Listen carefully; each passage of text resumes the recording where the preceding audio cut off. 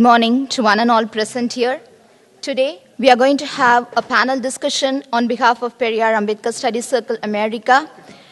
We are going to discuss about the central theme of this conference, humanism and self-respect. As you all know, both Periyar and Ambedkar come from the southern and northern parts of India respectively. Both the leaders fought for the social justice of the downtrodden, for the oppressed and the suppressed people. So the question may arise, what made them fight for these people, for the suppressed people? Primarily, they were humanists. That's the reason they fought for the oppressed and the suppressed from the Indian subcontinent. As you may be aware, that in India, we have a unique divisive factor called as caste that divides the entire system, the entire Indian population into different castes. So initially, it is called as Varna system. We have 4 Varnas. The people who are born on the head of the Creator are called as Brahmins. The people who are born from the shoulders of the Creator are called as the Kshatriyas or the warrior class. The people who are born... People who are born from the thighs of the Creator are called as the Vaishyas or the merchant class. And we have the people who are born from the feet of the Creator called as Shudras or the working class. And we have a separate sect of people called as outcasts. Today we call them as Dalits. So the majority of the people, that is the people from the working class and the Dalits, were made slaves. Those people belong to the land. They are the natives of the land, but they were made slaves. So both the leaders, Periyar and Ambedkar, entire life they fought for the upliftment of the working class, for the upliftment of the Dalits. So today we are going to focus on why we started the Periyar Ambedkar Study Circle here. As you all know, as an act of gratitude we started because as an educated lot, we are here today. It was only because of the hard work and the tireless effort of our leaders, both Periyar and Ambedkar. So as an act of gratitude, we started the Periyar Ambedkar Study Circle 3 years before. We publish an e-magazine, The Common Sense, every month on behalf of the study circle. And also, it was not started only for an act of gratitude, but also to fight against the caste discrimination that is happening inside United States of America. In every aspects of life, right from the educational institutions to day-to-day life, we find the discrimination happening within the United States. So today, our panel will focus on what type of discriminations are happening and how we are going to deal with this in the future. So with this introduction note, I would like to introduce my panel. We have Vinod Priya from Chicago. We have Mr. Vinod Chandar from Michigan. We have Mr. Sudhagar, again from Chicago. And we have Mr. Siva from Washington. So now I request Mr. Vinod Chandar to share his thoughts on how caste plays a very important role in the educational institutions at United States. Good morning all. Caste system is a social difference that does not come with expiry date. We cannot avoid it. And even with all medical advancement, it cannot be cured. In this system, all men and women are created unequal and remain so even after they die. Caste, the word itself is a worst form of discrimination. One might ask, that was or maybe that is in India. But why we need to discuss this here? Because you can take India out of some Indians, but you can't take caste out of them, even in America. As Dr. Bhimrao Ambedkar said, if Hindus migrate to the other regions on earth, caste would become a world problem. It is becoming a problem here. And the only way we can hope for some kind of solution is to accept and address this. This is why we are here. To address this discrimination exists in America. In 2017, a team of South Asian academics, activists, community members, and policy advocates, spearheaded by Equality Labs, taken the survey, caste in the United States, a survey of caste among South Asian Americans. This survey is the only one of its kind ever done. Taken among 1,500 individuals of South Asian descent in the United States, it's found that 1 in 3 Dalit students reported discrimination during their education. And overwhelming 60% reported caste-based derogatory jokes or marks directed at them. Caste in America, a 4-part series produced by WGBH radio station, a member station of NPR, broadcasted the experience shared by students. I'm quoting a couple of them. Mesram, doctorate student at New England, said, "We were at these parties with all newly admitted kids from India, and everybody just went around the room asking each other like, what's your caste? Asking fellow students their caste establishes status and hierarchy within the community." Jaspreet Mahal, a former research student who is now a researcher at Brandeis, recalls how the caste privilege has come out in other ways. During a graduate class discussion about socio-economic development in India, she said, a fellow student stood up and to talk about the historical achievements of her caste. It seems harmless, but to the South Asians in the room, they were able to place her in a dominant caste position. This was somebody showing their privilege, which silences others.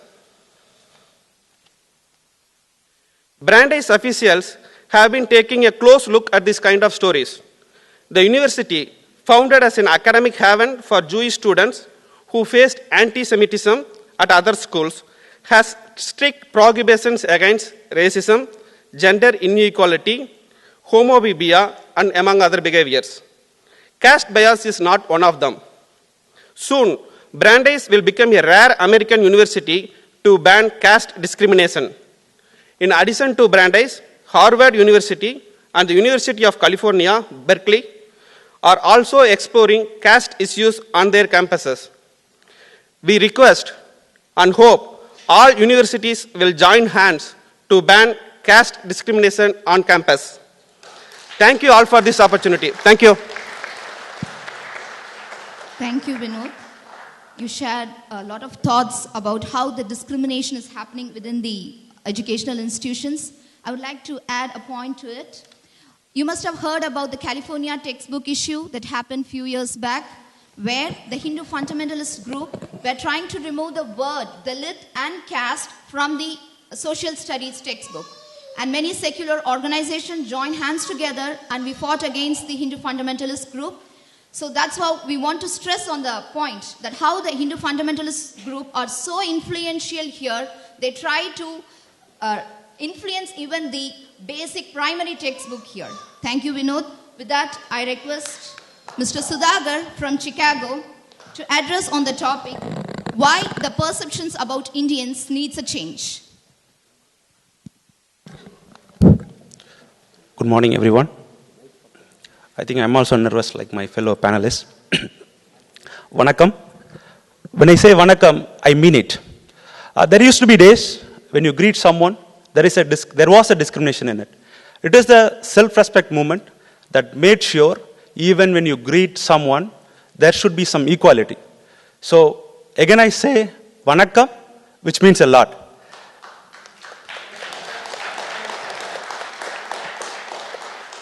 So I'm standing here as a proud beneficiary of a self-respect movement and the social justice movements of Tamil Nadu. For some of you who don't know about Tamil Nadu is the deep south state of India, which is built on nothing but on the principles of social justice and equality. Without the efforts of our leaders, we couldn't have been here. Almost most of the black shirts you can see here, they are the beneficiaries of the social justice. And I'm a proud black shirt cadre. Thank you. So here I'm going to talk about few things on the perception of Indians and the change of perception on Indians. So 3 bullet points I'm just going to cover. The first one is, all Indians are not vegans. All Indians doesn't speak Hindi. All Indians are not, sorry. Sorry. I'm a little nervous, sorry. All Indians are not conservative. Okay. All Indians doesn't speak Hindi. So, for some of you, like who already read about the politics of Tamil Nadu, you would have come across what we did in terms of keeping the promises or keeping the linguistic rights of people. So that's where, like in US, like we have like plenty of people who are still getting Tamil education here. It's not just because people want to teach their mother tongue. It's because we saved the language for the people, even they go across their own land wherever they live. So we have plenty of Tamil schools in India, in US, just because we love language and we have to give the linguistic freedom for anyone. And another thing is, when you go out here in US, like when you meet someone, some American, like they will think, if I go and take a beef, right? They will think, hey, that is beef, don't take that. Come on, man, I eat beef, right? It doesn't mean that all Indians don't eat meat, right? So across the world, there are two food habits, like being a vegan or being a non-vegetarian. But in India, right, we are a little different. Like we have three food habits. Yeah, the one group is vegan. The second one is non-vegetarian, excluding beef and pork, so and so. The third group of people, we eat beef, we eat pork. Again, between the non-vegetarians, right, there is a discrimination between the people eating beef and pork. People don't eat beef and pork. So that's a mindset of people that has to be changed. Again, from here, right, you have to think through this way, right? Across the globe, people have the freedom of eating whatever they want, be it India, be it anywhere in the world. So that has to be taught to our young people, right? So there is no discrimination on eating habits. And the third thing I wanted to address is, so we are not conservative, right? That's where we are. Like, you can see equal number of women here wearing the black shirt, right? That's because of our own leader. Proud to say, like, we are here because of Periyar. And of course, we should not forget Dr. Ambedkar, right? Without both of them, we are not here. And I will not get sleep tonight if I miss talking about reservation, right? There is a common trending in the social media, like India keeps the reserved and America got the deserved. So I don't know how many of you believe that. So reservation is something which gives equality to everyone, because without education you cannot get anything. So education is the base. To get equal education, reservation is must. As we have our leader Asirai Veeramani, who's known for his fight for the reservation, I want to highlight this, and thank you very much.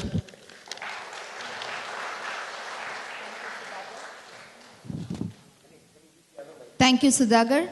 I think he told a very important point that all Indians are not vegans. We do eat beef. One of my Jamaican friend once asked me when I was talking with her, she told, do you eat meat? I told, yes, I do eat. No, I'm asking whether do you eat beef? Yes, I told, I do eat beef. She was amazed at my answer, because most of the Americans here think that all Indians are vegetarians. I think it's because only in the year 1965, in the Immigration and Nationality Act, the stipulations for the religion, the origin and nationality was removed, and that's where when many of the people from outside United States started entering America. And naturally, because in India, the upper caste were having access to education, they were leading in all the professions, they were the first to come here, and they established that Hindu culture is the culture for the entire South Asians. I think he made it clear that it's not so.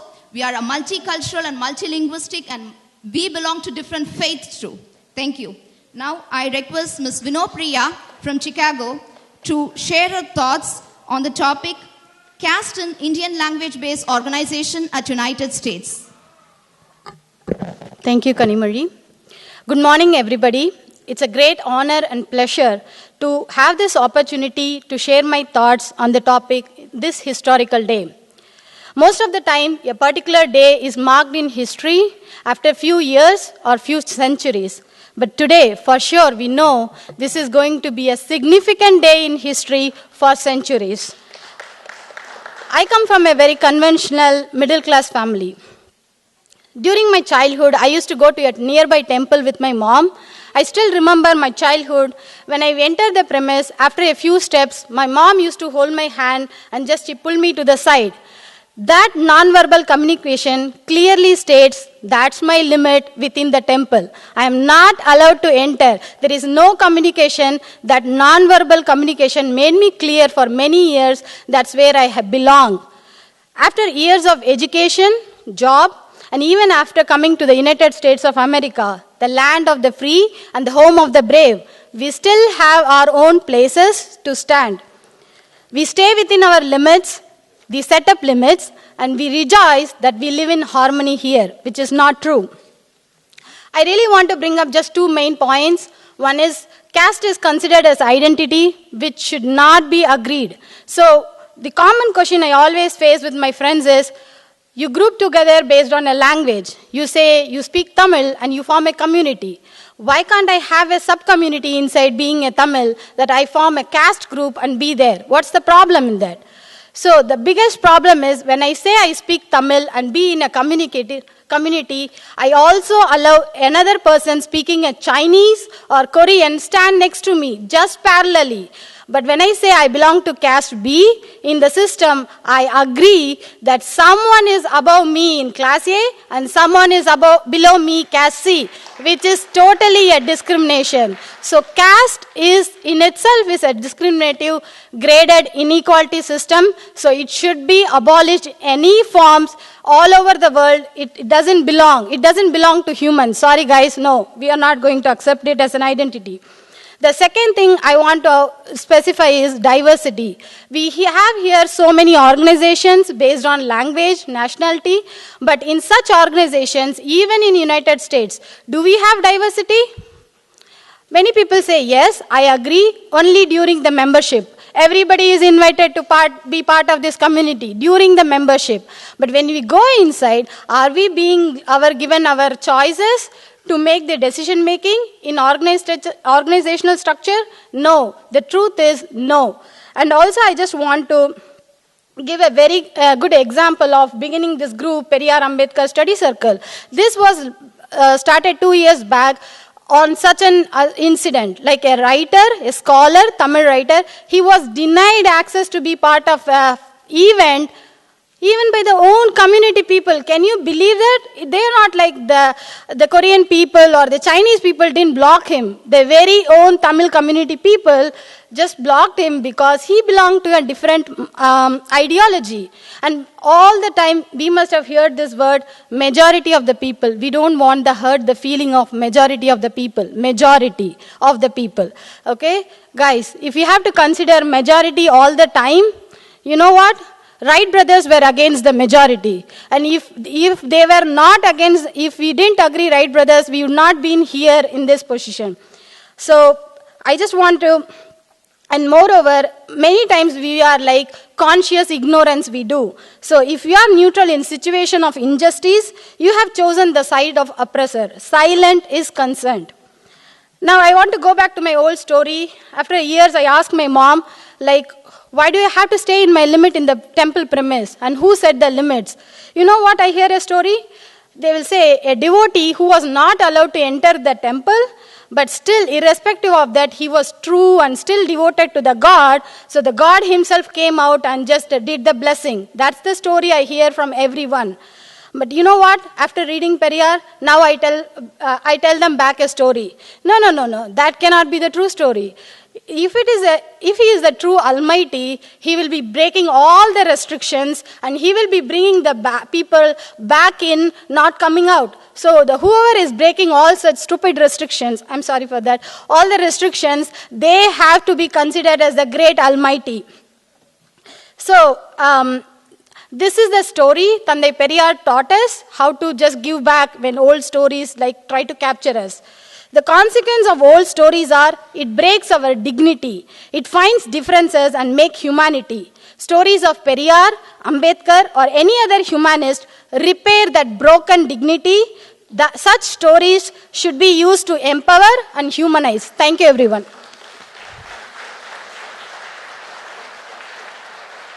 Thank you, Vinopriya. That was a very enlightening speech.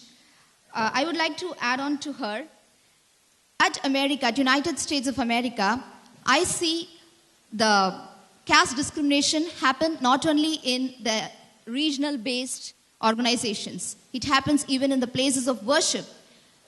The country allows full religious freedom for the people from South Asia or any other country. But what happens is, even the people who enter here as a priest, they are only from particular caste. Not everyone can become a priest.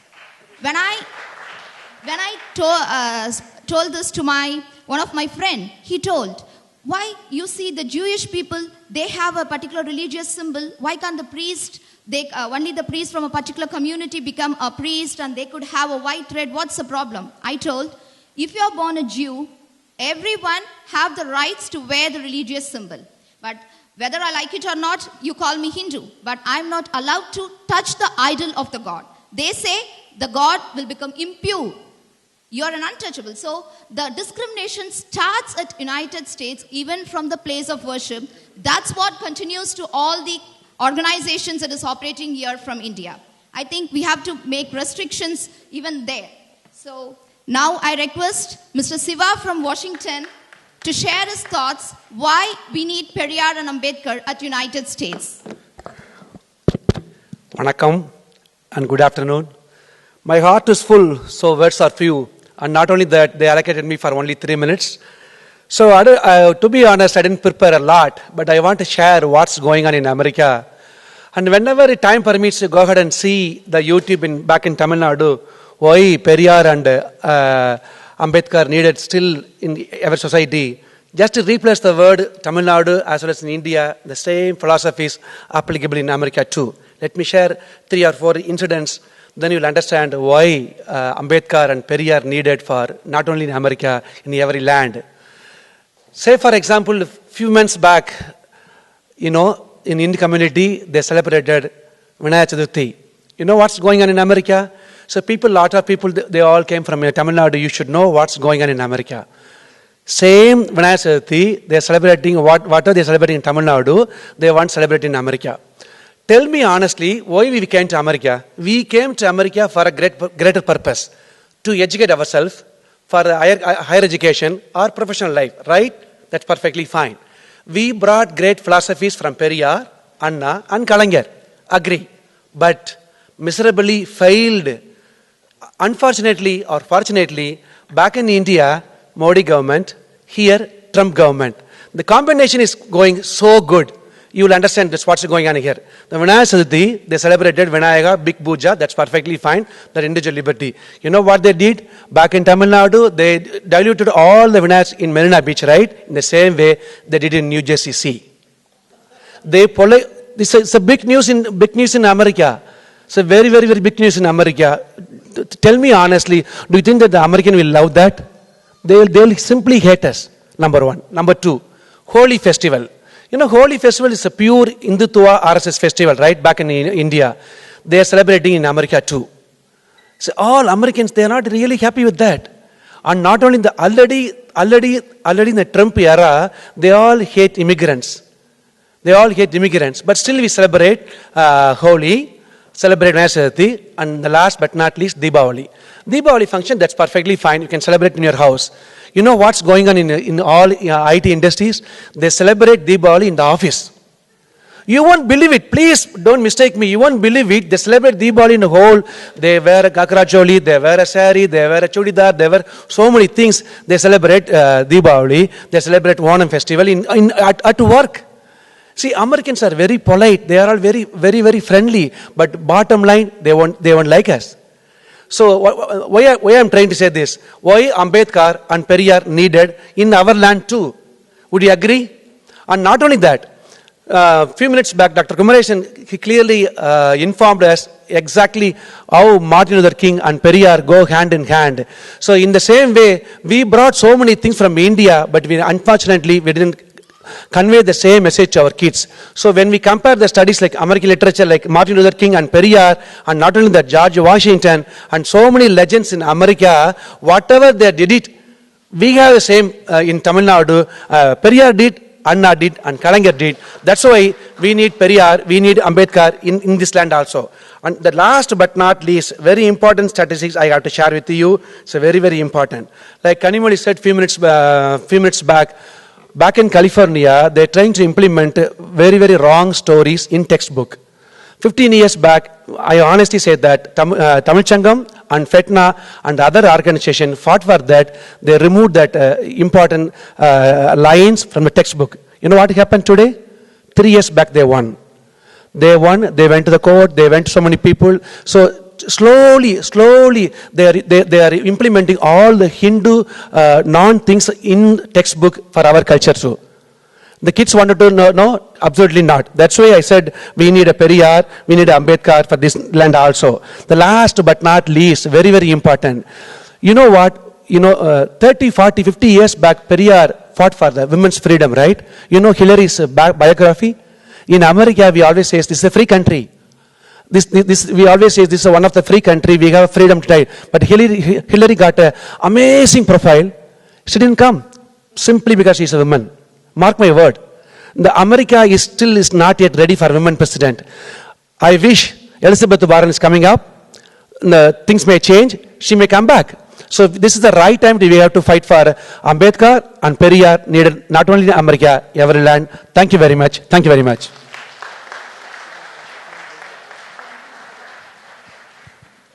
Thanks for your words. So, as he said, why Periyar and Ambedkar is needed here at United States. When we started the study circle, people asked us, you people come here and you wanted to say about Periyar, you wanted to say about Ambedkar, what is the need? We told, when as my friends shared all the discriminations happening at United States for the fellow Indians from the same upper caste Hindu. So we told, whenever there is a discrimination, Periyar and Ambedkar comes in. Nobody needs to ask why are they here. When you could discriminate us based on caste, we are here. Who are the beneficiaries? Because of the fight of Periyar and Ambedkar, we came here. We are here to raise the voice against the discrimination happening at United States. So with this, we would like to conclude on behalf of American Indian Humanist Diaspora. We wanted to make sure that caste must be included as a factor of discrimination in United States Civil Rights Act along with race, color, religion, sex or national origin. On behalf of my panel, very thank you for listening to us. Thank you. Thank you very much. At the beginning, yeah, go ahead. As I told in the earlier, we release a bilingual magazine, The Common Sense, every month. Now I request our Periyar Ambedkar Study Circle member, Prabhakaran, to present the Common Sense magazine to our President, Dravidar Karagam, Asriyar Ayya.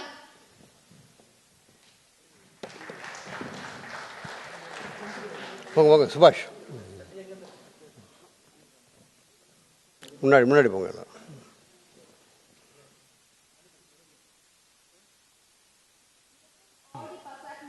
To come onto the stage.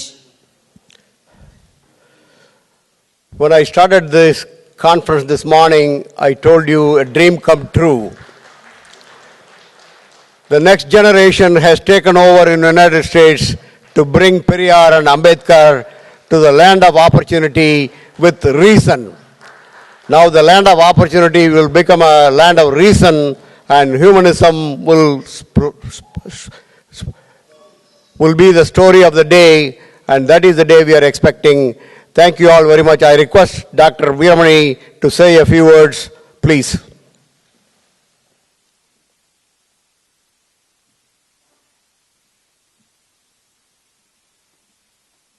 Vanakkam to everybody. Friends, this is a wonderful opportunity for all of us who have come from India, particularly from Tamil Nadu, to know that our budding youngsters, they are on the right direction. They are going on the right direction. They are our young hopefuls, so that this occasion, when they talked about how the discrimination is done even in America, a very advanced state, even when the country where they have come for education and all these things, very sorry state of affairs, they are seeing it, and they don't want to keep quiet. They want to remedy this one. That is why the Periyar Ambedkar Study Circle they have formed. Periyar and Ambedkar are the double-barrel gun so that the caste could be shot down. That is more important. Of course, they have completely given their impressions how all these things are going on, how the social injustice, how the caste discrimination, how even people here, how the fundamentalists, they want to broad and disabuse the minds, and they indoctrinate a worse orthodox and fundamentalist principle even in this land where there is considered to be an equality after the abolition of slavery. This is a new kind of disease. Of course, bird flu may be from one country to another country. That is like the worst one. So the diseases are also international. So the remedy should also be international. The proper surgeons must also be found. The two surgeons are Periyar and Ambedkar. Yours have started very right thing. Our Vinod Priya told about the beef and all these things. I'm reminded of one thing. There was one Manian who is no more now. He was narrating his experiences. One guy who hails from a upper caste, who was here, he was earning. And when he was treating him in his house, he was taking beef here. Immediately, this Manian got back. He was shocked. Hey, why you are taking beef here? Have you changed thoroughly after you have come to America? That guy, who happens to be from the upper caste, he was a relative, his relative, he replied, it was recorded in his book. No, look here. This is not an Indian cow, Hindu cow, this is American cow. And they got all kinds of explanation to suit all occasions.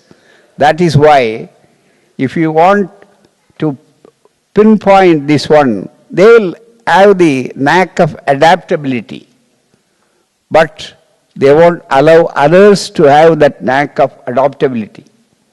That is more important. So, it is a wonderful opportunity. My dear young friends, keep everywhere this kind of spirit. This is very important, and this, particularly this aspect of this conference is not merely about Periyar and Ambedkar Study Circle. We are handing over the torch to you, the youngsters. This is very important. We are handing over the torch of Periyar and torch of Ambedkar to you. So, you are our youngful. As Armstrong landed on the moon, he said, this may be a small step for me, but a giant leap for mankind, humankind. And this is a giant leap. Keep it up. Thank you. Thank you very much. Thank you very much for the wonderful, encouraging speech. We have published a book called The 10 Blooms of Humanism. This talks about the past, present, and the future. And we have dedicated this book to the father of secular humanism, Paul Kurtz. Paul Kurtz came all the way to Tanjavur, Vallam, and we presented him with a doctorate for his wonderful service.